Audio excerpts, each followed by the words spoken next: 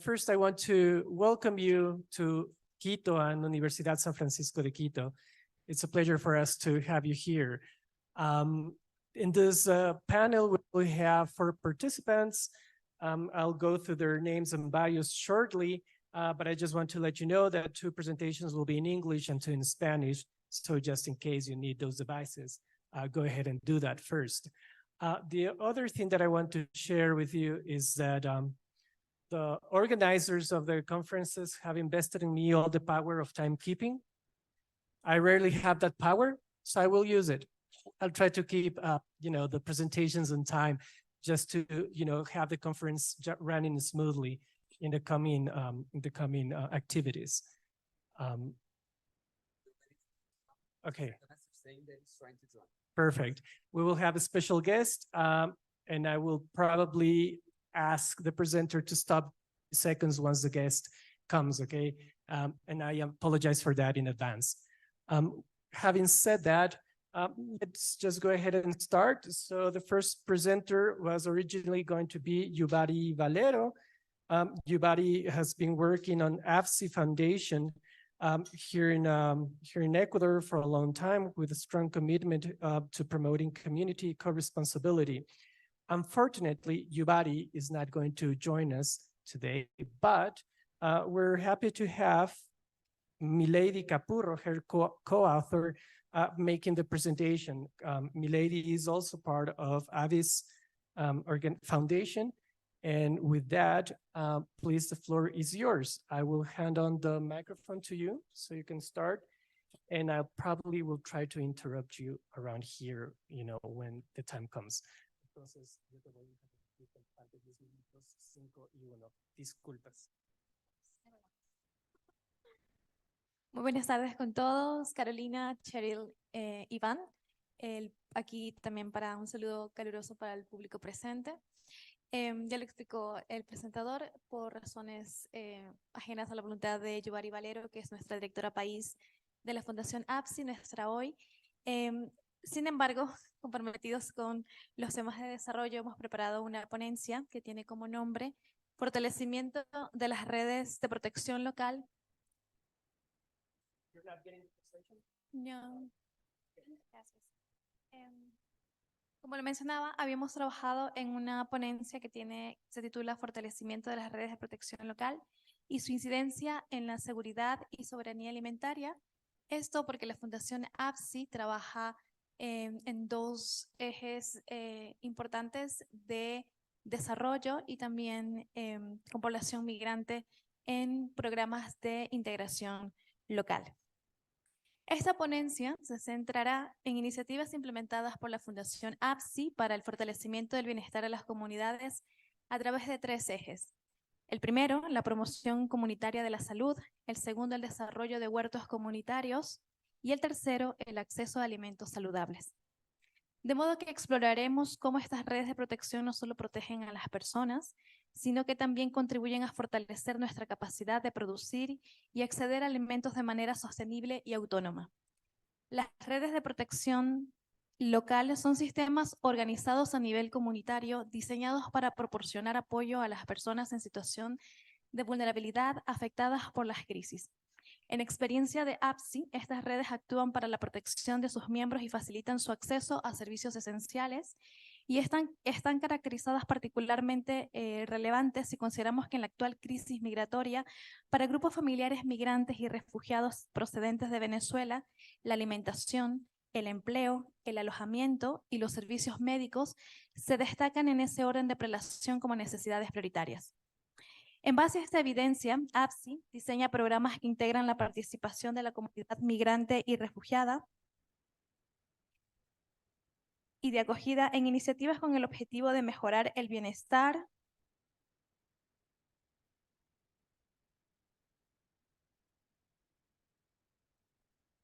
y la integración de migrantes y refugiados. Para ello, integra acciones vinculadas a la promoción de la salud a través de procesos integrales de formación, capacitación y concienciación de una alimentación saludable.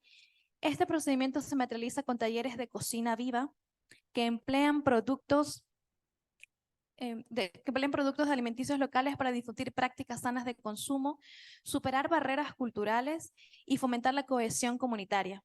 Estas acciones incluyen también la producción de alimentos destinados al autoconsumo garantizado de una parte del acceso a alimentos frescos y saludables, al autoconsumo garantizando también el fortalecimiento de redes comunitarias de protección desde aprendizajes compartidos con un impacto positivo en la salud mental de la comunidad.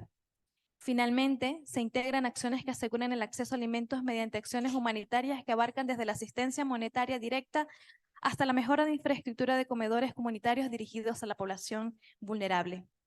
De acuerdo con data generada por APSI, el incremento de la inseguridad alimentaria en el contexto de migración venezolana constituye un factor determinante en el deterioro de los indicadores asociados con el acceso a alimentos de mayor calidad nutricional.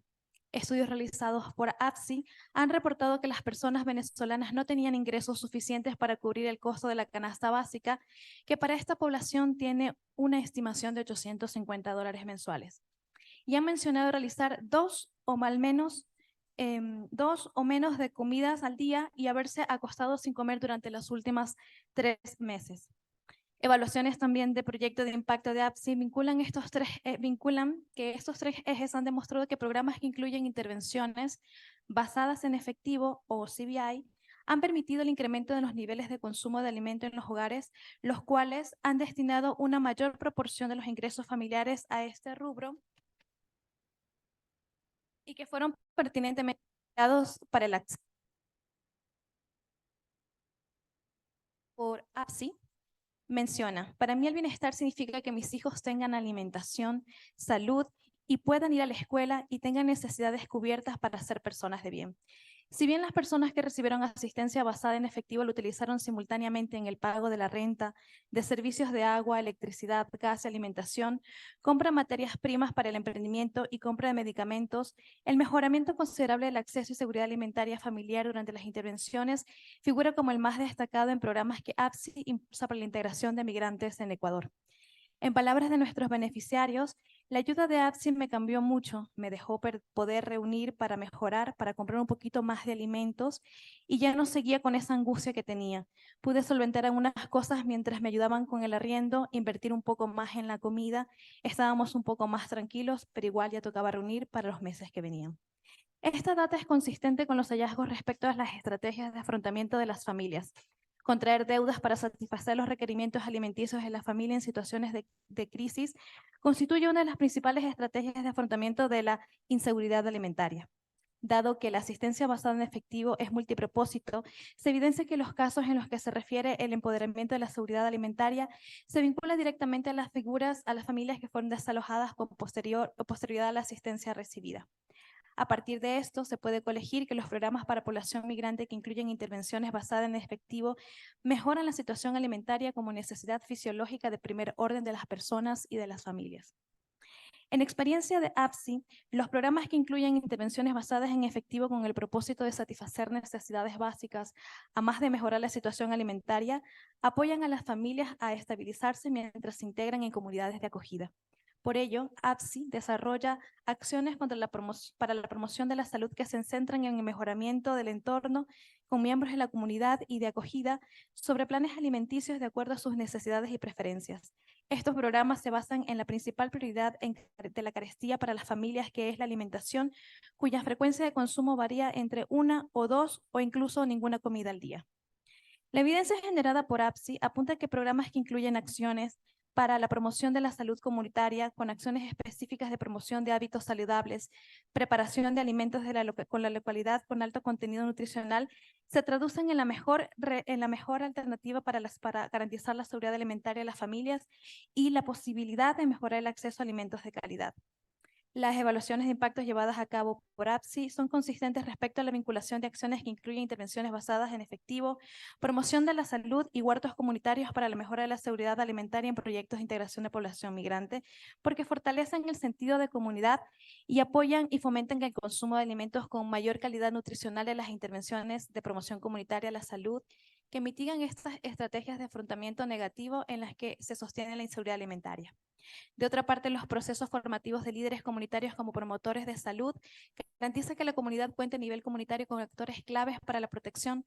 Por ejemplo, líderes comunitarios al estar formados para tomar y medir el tallaje, están en la capacidad de identificar en un nivel básico la desnutrición crónica infantil o actuar como actores claves en redes de vigilancia epidemiológica en coordinación con el Ministerio de Salud Pública. Finalmente, AFSI exploró la relación entre la construcción de huertos comunitarios como actividades que promueven la cohesión social en comunidades, sino además con un mecanismo para garantizar el acceso a alimentos. Actualmente, la seguridad alimentaria sigue siendo un desafío persistente y los huertos comunitarios han surgido como una solución innovadora y efectiva para abordar estos problemas. Estos espacios de cultivo no solo proporcionan acceso a alimentos frescos y nutritivos, sino que también desempeñan un papel crucial en el fortalecimiento de las comunidades locales y creación de un futuro sostenible. Al igual que las acciones para la promoción de la salud comunitaria, la creación de huertos han demostrado ser herramientas efectivas para mejorar el conocimiento sobre alimentos nutritivos, mejorar prácticas o hábitos alimenticios y mitigar impactos negativos o afrontamientos negativos durante la situación de emergencias o crisis que enfrentan las comunidades o en programas de desarrollo que buscan el bienestar de las personas y de sus comunidades. Muchísimas gracias. Thank you very much, milady. So what I'll ask you is to save your questions for the end of the panel, and then we'll pick them up then. And now I will introduce my good friend, Ivan Borja. Ivan, he's an adjunct professor at Ana G. Mendez University at Puerto Rico, and he's also an adjunct researcher in the Institute for Advanced Studies on Inequality here at Universidad San Francisco de Quito. Ivan holds a master's in economics and a PhD in international development from Texas A&M, and he has worked in the past as a consultant of GIZ, ODI, among other organizations. Ivan, the floor is yours. Just give me a second to put on your presentation.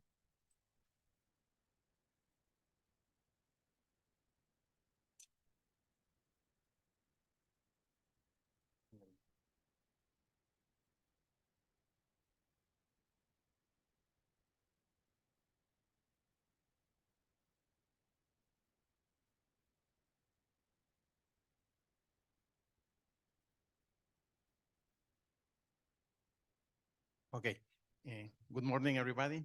It's a pleasure for me to present one of our research here in USFQ with some colleagues from the nutrition department.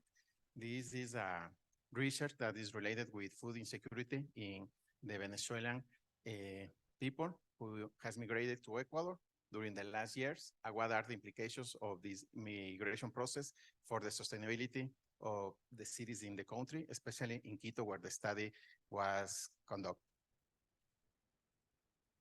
Okay, some facts for those who are not from here, from Ecuador or from Quito. Well, like everybody knows, food insecurity is the lack of access to appropriate food for people in anywhere. Since the last 10, 12 years, there has been a very important process of migration from people from Venezuela to different countries, and Ecuador has not been the exception. Some of the countries who have received this migration people could be like Colombia, Ecuador, Brazil, Chile, Argentina, and Peru. And in the case of Ecuador, statistics say that almost 1.5 million people from Venezuela has arrived to the country. When this research was conducted, that was maybe the average quantity of people who has passed the country. During the last few months, there has been a very important change where people from Venezuela who has been in the country has emigrated abroad of the country again. They have returned to Venezuela, or they have started a new process of migration to the south, to Peru and Chile, or to the north, to the US, especially.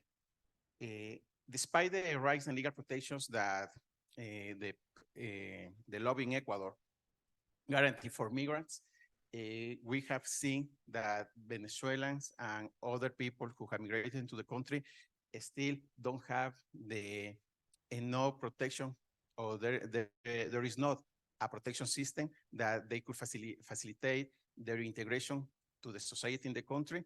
And that makes them more vulnerable, a vulnerable group of people in the nation. Well, what were the objectives of this research?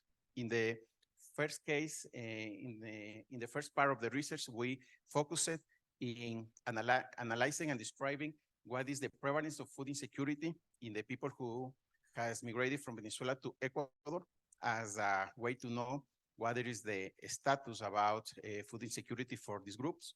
And in the second case, in the second part of the research, we try to sketch or to underline some facts about how this migration process affects the sustainability of the cities. And in this case, the Quito, where the research was conducted.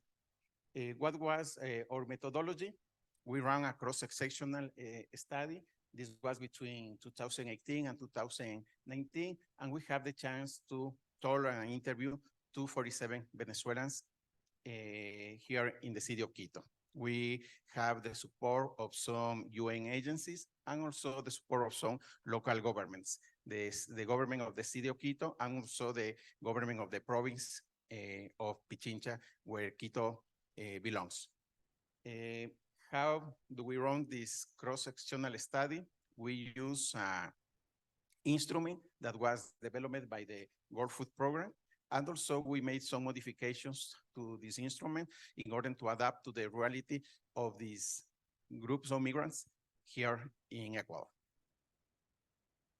What were the main findings that we got from the study?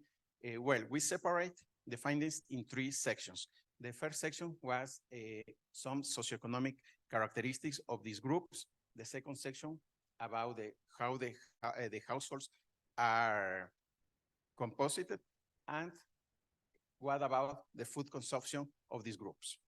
In the first case, about the socioeconomic results of the survey of when we apply the instrument to these groups, like I said before, we have the chance to interview 247 people.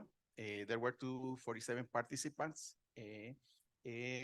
Also, they were mostly young and adult people. The average of age was 37 years. And most of these groups were composed by females. 2 in each 3 people from Venezuela that have arrived to the country were female. A very low percentage of people didn't have a formal education, 1 in 10 people, and also 1 of 3 people who came to the country live or have a partner with who he or she shared their lives. What about the household composition of the groups? Most of the people mentioned that they have adequate food consumption.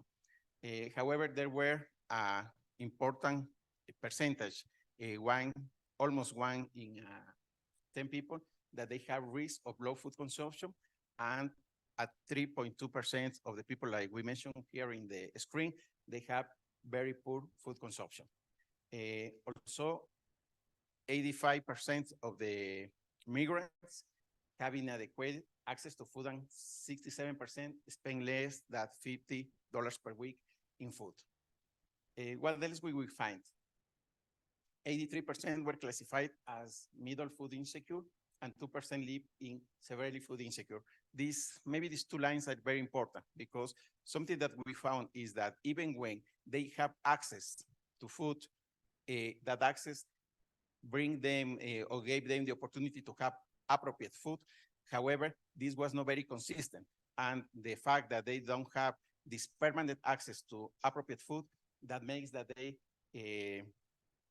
have the situation of food insecurity.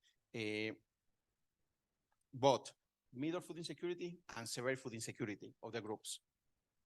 In 74% of the cases, men were the main family support. This is another very important issue, because when the head of the household was a female, they have more risk to go or to be in this category of food insecurity. So the gender of the head of the household is a very important variable that affects the situation of the family related to insecurity about the food and the nutrition. What also we find, well, at the end, like I say, 9 or 10 families had food insecurity, and 83 when the men or both were in charge. This was a statistical significant difference in this case. And in the third category about food consumption, we found that when we see in the screen the picture, when we analyze the food groups, cereals, they were the category where we find most problems or more risk about the inappropriate food consumption of these groups. There were very low intake of fruit and vegetables. Some of the reasons that we found for this was that the vegetables and fruit requires appropriate temperature to be kept, and something that we found that these groups, in some cases, they didn't have refrigerators at their households, and also they are in a permanent move among the cities and among the countries, so they don't take the risk or buying fruits and vegetables because they are perishables, and there is this risk that the food is damaged. What also about the food choices? One of 2 people report that they eat less variety of foods. Food is more or less constant and dependent by the time that when we did this research of what they receive from donations or the support from the local governments. That was the main source or access to food for these groups at that point of time. I am talking about 3 or 4 years ago when this study was run before of the pandemic. And that was the case that we wanted to present today, what happened before the pandemic, and later Chorit will present what is happening now after the pandemic. What also we found, 41% had never reduced portions for the family members, and 90% had never reduced food for kids. Kids became a priority for the families, and if they had to prioritize something about the families was eating for the kids and the household, and having a ceiling to sleep every night. Those were the main priorities for these groups. Some conclusions about the study and some future challenges that we found. Even when the participants had adequate food consumption, they eat well, let's say. However, they presented inadequate access to food. And that was something very obvious because that depends on the support that they received from the government or the families. Something that was very important at that point of time is that Venezuelans that have arrived to the country before of them and they have settled down here in the city or in the country, they create groups of support for the citizens of the country, and they help them a lot. However, this was not very, even when this was frequent, it will depend every day of the donations of the resources that they got to support the family. So that affected the issue of food security by the side of the access to that food. But when they received that access, or when they didn't have access to the food, they don't have too much problem about that this food was adequate for them. What also? Food insecurity did not differ significantly by age, gender, education, or marriage status. However, there were differences between household food security when men or women were in charge of the economy, something that we mentioned before. And gender of the household head is an important predictor of food insecurity related to economic, which usually affects women who has less job opportunities, lower payments, and cultural factors that lead to employment discrimination.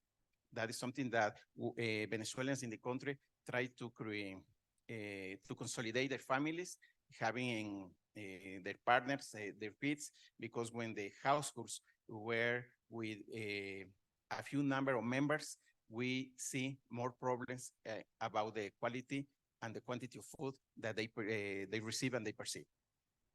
Well, also, some of the stereotypes that we found for the country at that point of time is that migration was perceived negatively in the country. Locals usually a very important part of the city of the citizens They fear losing their jobs to migrants and increase social problems and the cost of services. That was some of the ideas that the people in the city used to have about migrants. It doesn't mean that that is true. However, that is something that we found during the research. However, like everybody knows, migrants could contribute to all levels of productivity at the city. And this is the last slide, some important things that we found, thank you, about what was the impact of this migration process of people from Venezuela to Ecuador during the last years, was that migration became, at that point of time, part of the urbanization in Quito especially. How urbanization is managed, and the types of jobs and services that migrants can access in the city were and are crucial to promote sustainable cities.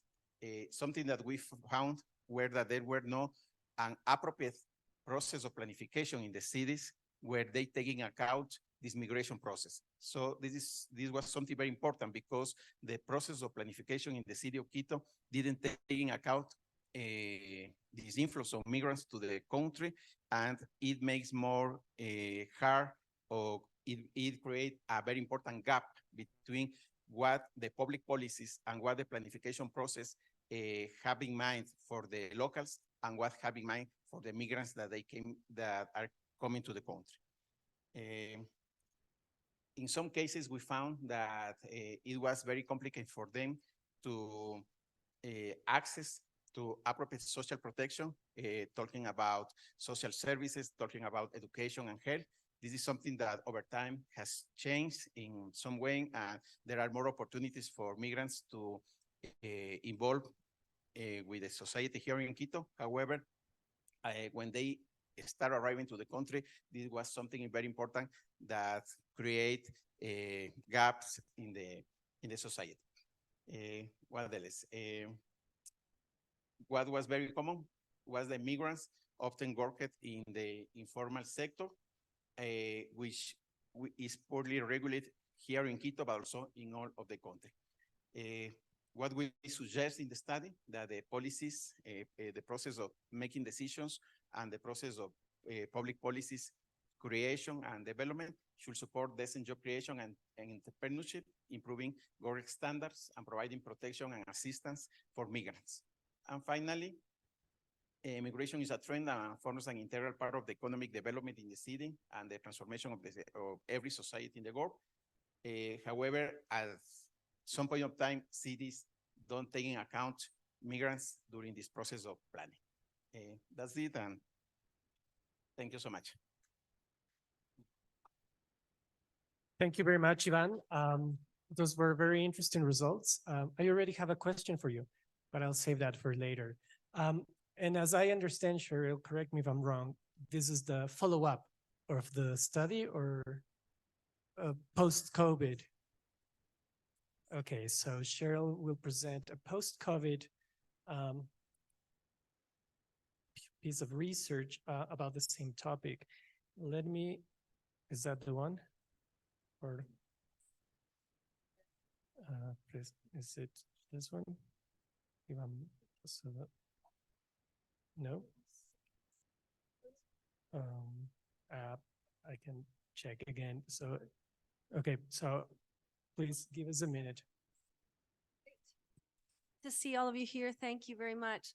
I'm very pleased to be able to present the results of our post-COVID study about COVID-19, migration, food security, and I'm going to be focusing as well on sustainability. I think it's really interesting to be able to bring these three themes together because, first of all, there are a lot of migration scholars who specifically look at migration and may make a small mention of food security, but actually bringing migration and food security together, looking at migration, that food security can be a driver of migration, and looking at the implications and how that is interacting.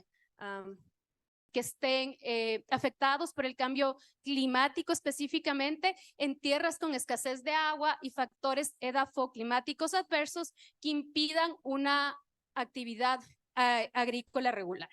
También permite la siembra en todo tipo de suelos, en cualquier época del año, y recupera las tierras degradadas. Entonces, es más o menos cómo se maneja actualmente. Se han desarrollado en 50 países proyectos, y aquí en el Ecuador se han desarrollado en 2 partes. En el archipiélago de Galápagos, en temas sobre todo de restauración de ecosistemas, y en la península de Santa Elena para el tema agrícola. Siguiente. Bueno, la metodología que utilizamos, este es un proyecto piloto. Vamos a sembrarlo en 3 hectáreas de la isla Costa Rica. Va a beneficiar a 17 familias, que más o menos son 100 personas de las 520 que habitan en esta isla. Y las necesidades básicas insatisfechas, como ustedes pueden darse cuenta, es del casi 94%, es muy alto. Hay una pobreza generalizada en esta isla, sobre todo por esta falta de actividades productivas. Como les había mencionado, pues están muy concentrados a los recursos marinos, a la extracción de los recursos marino costeros. Lo que nosotros vamos a hacer es utilizar 1000 waterbox para sembrar 1000 plántulas de estas 4 variedades, que serían sandía, papaya, limón y mandarina,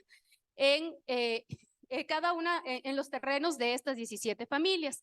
Entonces, a la final, lo que se va a hacer, obviamente, es la medición del crecimiento y tomar los datos biológicos como de salud, cómo está el estado de la planta, la herbivoría, la regeneración de las hojas, y también tomar en cuenta en qué sustrato. Es importante mencionar, como ustedes pueden ver en la fotografía donde está la persona, pues estos suelos son suelos salinos. Entonces, la productividad es muy baja, ¿no? de estos suelos en la isla de Costa Rica. Siguiente.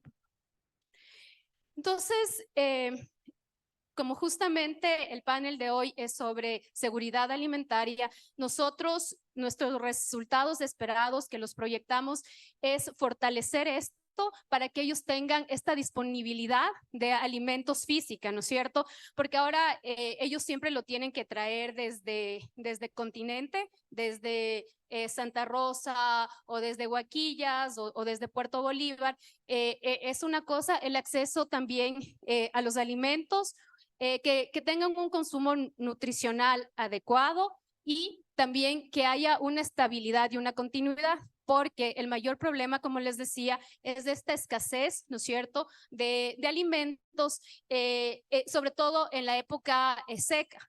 Ellos dependen muchísimo solo de las lluvias. Entonces, por ejemplo, en el caso actual, hoy Ecuador pasó un periodo, ¿no es cierto?, de sequía muy prolongado. Entonces, si no utilizamos estos waterbox, este equipo de waterbox, no hubiéramos podido sembrar, ¿no es cierto?, porque dependen netamente del agua de lluvia. Siguiente, por favor.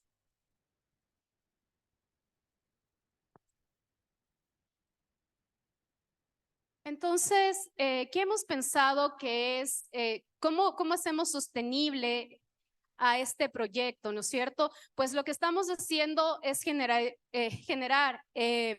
capacidades técnicas y operativas en los beneficiarios. Eso nos parece importantísimo, pues lo hemos venido haciendo antes y ahora durante el desarrollo, para que sean ellos en el futuro quienes puedan conducir todos estos procesos de estos huertos familiares, ¿no es cierto?, utilizando la tecnología Waterbox. Estas cajas más o menos nos sirven hasta 15 años.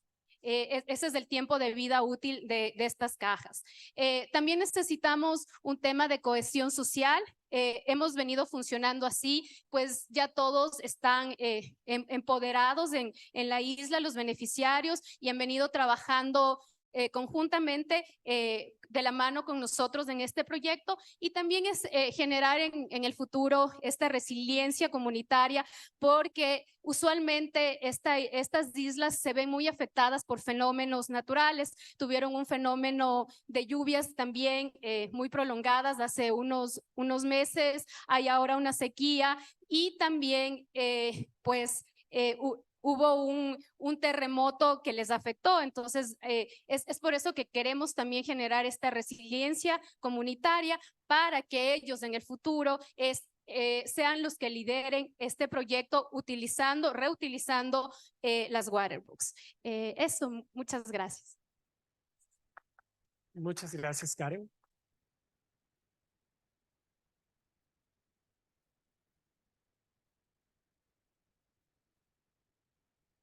¿Tú sabías dónde?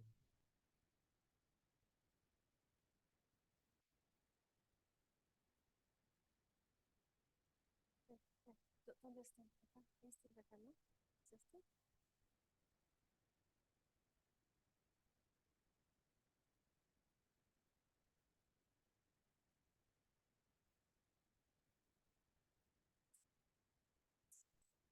Okay, bueno, okay. My presentation is bilingual on the slides, so please feel free to follow on the English or the Spanish, as you prefer. Okay, so as I mentioned, next. Siguiente. The project that we have is a 13-country project.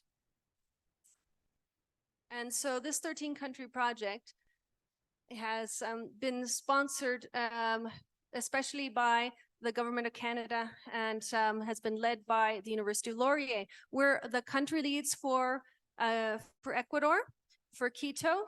And so this project, My Food, has been part of also the Hungry Cities Partnership. So these partnerships have grown over the years, and you can see all the different members from across the world, from Canada to various countries in Africa, Singapore, China, and Mexico and Jamaica as well in Latin America and the Caribbean. Next.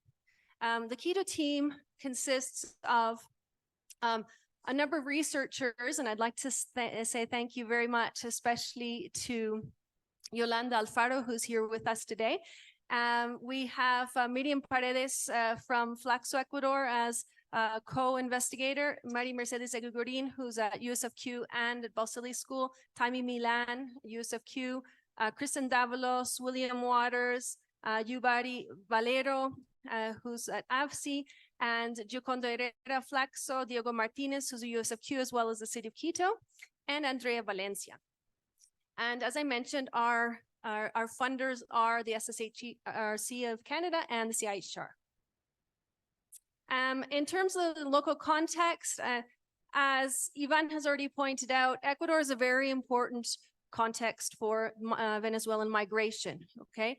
And so the population of Ecuador is close to 17 million, and the migrant population is around 2.5% of the population. And there is also an important refugee population of around 71,550. Important for us to note that as well, the vaccine uptake in Ecuador has been very high, and that migrants have also been able to be vaccinated throughout the pandemic. Next.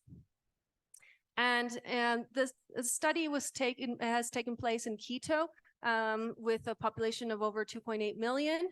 And it's important to notice as well that Pichincha receives the majority of migrants, 44% of all the migrants. And the objectives that we have to, that I've mentioned to you already, is to evaluate food security in Quito during and post-pandemic, with a focus on migrants and refugees in Quito. And if we look at the literature, as I was mentioning a little bit earlier, migration is a factor, is multifaceted, and we need to be looking at migration and food security together. And that's something that we don't always find in the literature. It's important as well to note that within the literature, we found that there are not enough sustainable support mechanisms post-migration. So when people actually arrive to receptor countries, they're not getting the support that they actually need. And so this is why we're very interested in trying to find more sustainable technologies to support migrants once they're in the countries that they've decided to stay in. And when it comes to the methodology that we used, we've had a quantitative study with local population of 1,000 people. And the study that I'm going to mention to you now is the one for 800 migrants. Okay, that's what we're going to focus on, is the migrant population survey. And I will also share some of the findings from our Photo Voice study. Okay, so we did interviews with key stakeholders and focus groups, especially using a Photo Voice technology to make sure that migrants could tell their stories using photos. Okay, and so the survey, what's really interesting is if we look at kind of the socio-demographic characteristics of the head of the household, out of the 800 people surveyed, and about half were claimed to be a head of households male, okay? However, it's really important to note that within Ecuador, a lot of the assistance that is given to Venezuelans in Ecuador is oriented especially to females. And because we worked on this survey together with AVSI, we found that the majority of the people that responded to our survey were actually female, 72%. Okay, and the most important group in terms of the age group was between 31 to 40 years old. And one of the issues we found in the survey has to do with the health of migrants. So 41% stated that they had some sort of health issue. And out of these, 56% were women. And 6% stated that they had been diagnosed, or within the family there was a diagnosis of malnutrition. And out of these, half of them were women. Okay. The other element that we found interesting is that 58% of the people surveyed said that they had asked for, requested assistance during the pandemic for food specifically, but actually very few of these respondents received the food assistance. And it's important to note as well that in the context of humanitarian organizations, the food assistance is very limited. Usually it's like 3 days or 5 days. So it's a very short term, okay? So we're looking at state sustainability. We need to be thinking about, well, what can we do that's gonna be a longer term solution? The other aspect is that out of these households, 52% who requested assistance were from women-led households. And 63 are households with individuals suffering some sort of health issue, okay? So I think we need to be looking at health together with nutrition as well. And the other important thing to note is that 70% of these households have children and adolescents in their families. Okay, so the impact in terms of some of the main kind of issues that came up, the respondents were quite afraid of contracting COVID. So 49% were afraid of contracting COVID. And one of the main measures that they decided to take had to do with disinfecting food packaging and washing hands more frequently before as well as after food handling. The other thing that's really important for us in this study is to look at what are the strategies. So migrants not only, have to be considered as objects of study. We want to look at them as subjects of study who are active and defining their own strategies. And so one of the strategies we found that they've decided to do is exchanging food services during the pandemic to be able to survive. So they would exchange with neighbors, for example, and they would also plant their own food. Okay, next, please. The economic impact, that has obviously been a very important thing. It was also pointed out in Ivan's study. And so 76% were employed, albeit many of them informally employed before the pandemic. But they had noted, 90% noted that they had decreased economic income as a result of the pandemic. And so 95 said specifically with their household income that was affected.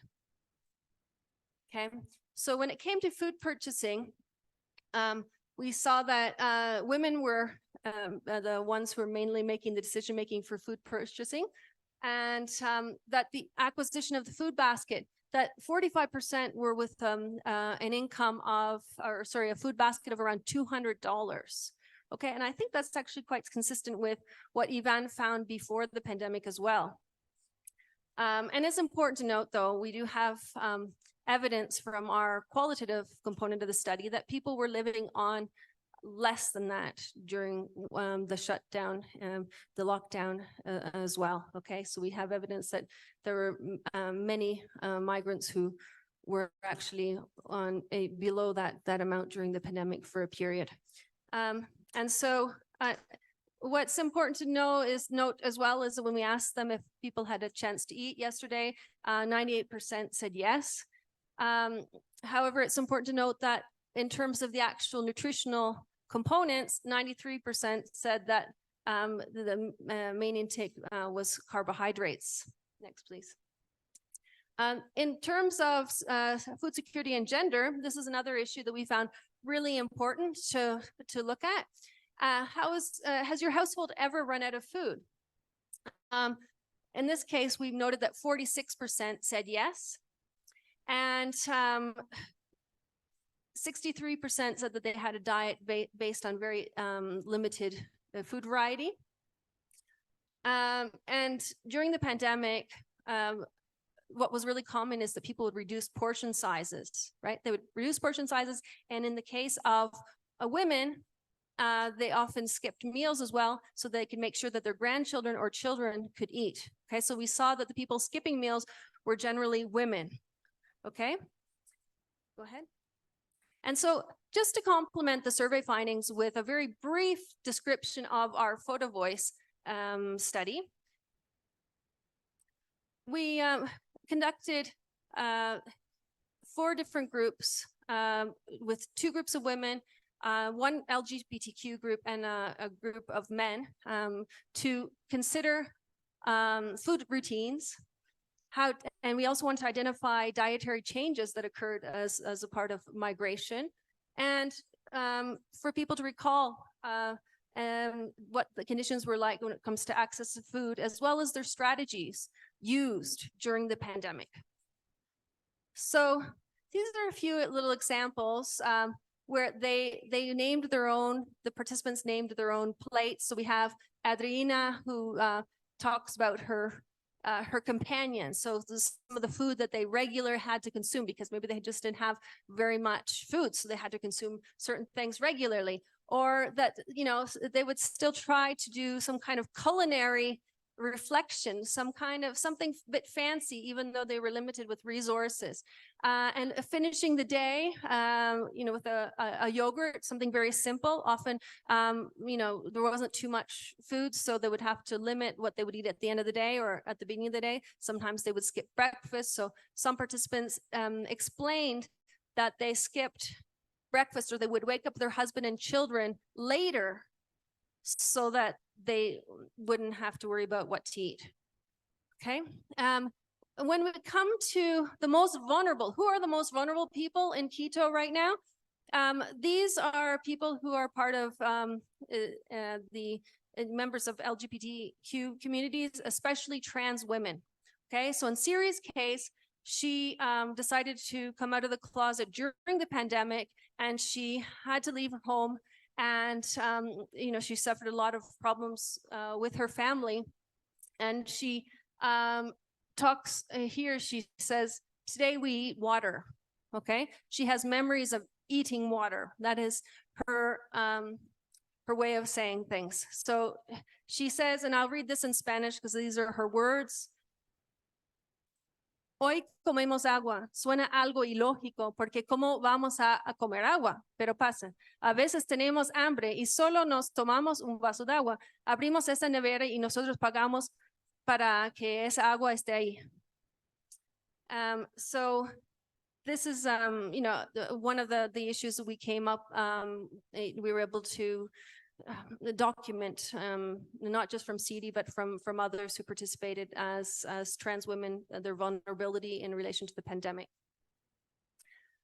So in terms of some results from the initial results from this study, participants report that their access to food is better in Ecuador. So I think that that's really important. So, as a driver, my food security has been important, and that they feel that they're able to buy things here that are cheaper, and that it's easier to afford with their income.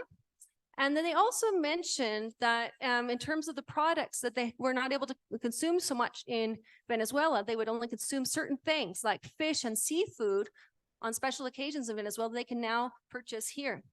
And so when it comes to the other findings on sustainability,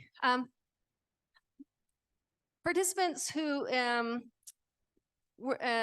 mentioned that they had experienced hunger in the pandemic, and they said for the majority they did not experience severe hunger, but they actually experienced food shortages. And one of the ways that they decided to resolve the issue, and we have cases of men and women, but mostly women, who have planted gardens as a way of getting through the pandemic. So Betty, for example, she says that she planted food in her patio, and she was using that to cook because vegetables and fruits during the pandemic were quite expensive. And just in conclusion, the levels of food insecurity amongst Venezuelans in Ecuador have been significant, and they disproportionately affect vulnerable people. So this includes women, children, and transgender, as well as elderly individuals. Despite the resilience of the populations, and some of the ways in which they've decided to, confront food insecurity by reducing food portions and so on, and survival diets, eating once a day, for example, the impacts of the pandemic had not yet been fully overcome. And so, reduced wages, for example, and some people, as we could see as well with the gardens, are still using their gardens because they still need the gardens. And so they're using this to overcome food insecurity. And we think that this is a really important area of research that we need to pursue, and also an important area of action. Thank you.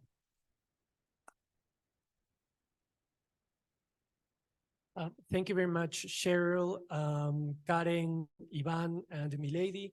I think it was a nice panel with a great combination of both more, let's say, academic research with activities that civil society organizations implement around the same topic. So it was great to have you here. We still have a few minutes for questions. So I will gather probably 3 questions on the first round, let the participants answer, and if we have more time, we'll pick up more questions then. So if you could please raise your hand. I have a question here, 1, 2, and I can go for the third one okay, better, that's better. Can you pass on the microphone, please? So here, there, and there. First here. Muchas gracias por la oportunidad. Felicitaciones a los panelistas, realmente muy interesante. Me gustaría saber si alguno ha analizado el consumo de productos sobreprocesados de bajo valor nutricional frente a una dieta más orgánica, más fresca, ¿no? Sabemos que los productos ultraprocesados son de bajo precio, y saber cómo esto ha influido y si es que ha habido algún estudio respecto a ese tema. Muchas gracias. Si es que tienes una persona en particular, eso nos ayudaría mucho acá. Sí, right? Okay. You raise your hand, right? Thank you so much for the presentation. I must commend all the findings. It's a study that resonates very well with me. My name is Austin Irauya. I work with the International Food Policy Research Institute, IFPRI. So, I mean, it's a study that is of great interest to me. I have very few questions. One, just for, to have a deeper understanding of some intricacies that you may have found in that study. Number one that first caught my attention was the food groupings. I can see in the food groupings as presented by Ivan and also by Sherry, we have sugar. I just want to have a deeper understanding. What food groups do you consider as sugar? Because I feel it may be different from the context here than the context in other areas where you may have done that study. For instance, I see that study also replicated in Ghana, in Namibia, and some other African countries. That is number one. Number two, I want to ask very quickly is also on, in the course of analysis, we are there like a dichotomy between the status of the migrants. For instance, some of the migrants may have been in Ecuador before COVID-19, and some may have come in the course of COVID-19. So in order to know, how food insecurity varies among the migrants, did you in any way account for such in your analysis? And then maybe my final question also would be in terms of the differences between the migrants and the refugees. Were there also differences in their food security status? Thank you. Thank you for the presentation. My name is Dr. Shailesh. I'm from Mumbai, India. And I manage a program on malnutrition in Mumbai. And it's very interesting to know how post-pandemic effects have happened on migrants. What I want to know more is when we talk about food security, especially in India, we also talk about food choices and the effect of accessibility towards unhealthy food versus healthy foods that is increasing more in the rural and tribal parts, where India is facing the challenge that people have more access towards chips and Coke versus access to having vegetables and fruits. Do you face a similar situation here? And is there anything that the government is trying to do to stop that? Great, thank you. So, okay, who wants to, no one asked specifically to some, I guess, Cheryl and Ivan, right? Okay, can we go in the inverse direction? So you can start and then, if you have, something to share. Yeah, sure. Thank you for your questions. In terms of looking at the increase in junk food and so on, and well, in our case, we noted 93% were consuming especially carbohydrates. So, and when people had the chance to buy more food, people were generally buying more junk food, highly processed food, right? And so that's something that we were able to note. And so, yes, in terms of, the questions both of you have asked as well, it's really important to consider these issues, right? And I think the government is not fully addressing these things. One of the things I didn't discuss in the presentation, but we've researched thoroughly, has to do with, the actions of the government. And during the COVID pandemic, there was an absence of government involvement and decision-making when it came to food security and nutrition for migrants. So at the moment in Ecuador, because it's a kind of laissez-faire approach, it's the humanitarian organizations that are stepping in, and humanitarian organizations like IOM, AVSI, and so on, and the work that's been done now with Progressio, that are actually stepping in to fill this void, because the government is not able to respond, or not politically deciding to. So I think that's an important thing to put on the table. But I'm going to let Ivan continue to answer some of these very good questions that you have.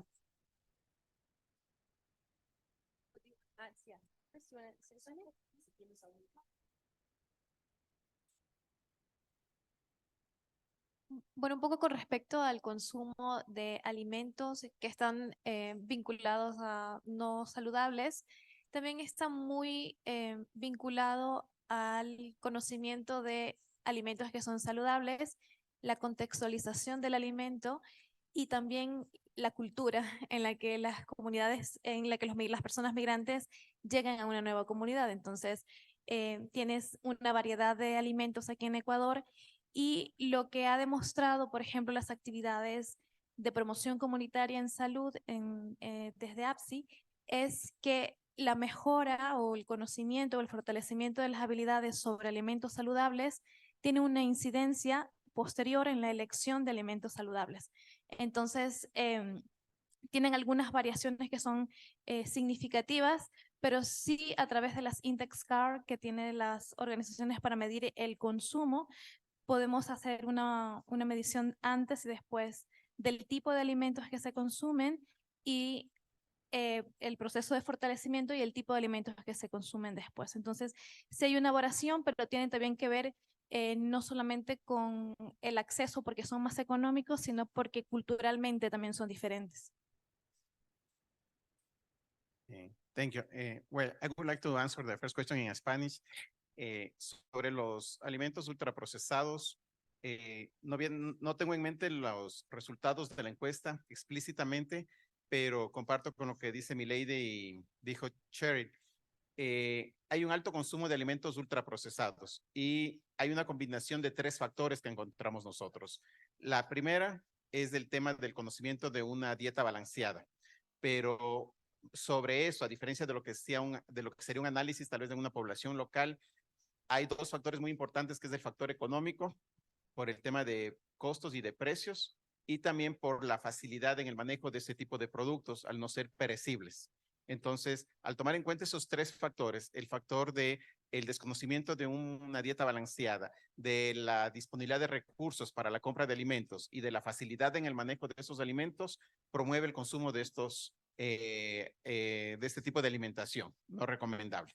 The other question from the colleague from the IFPRI, I would like to answer about the sugar.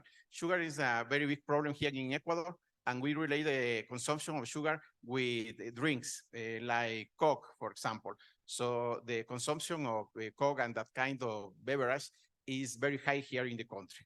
So when we evaluate sugar, we are thinking about that kind of food because that is the main sources of sugar for the people in Ecuador.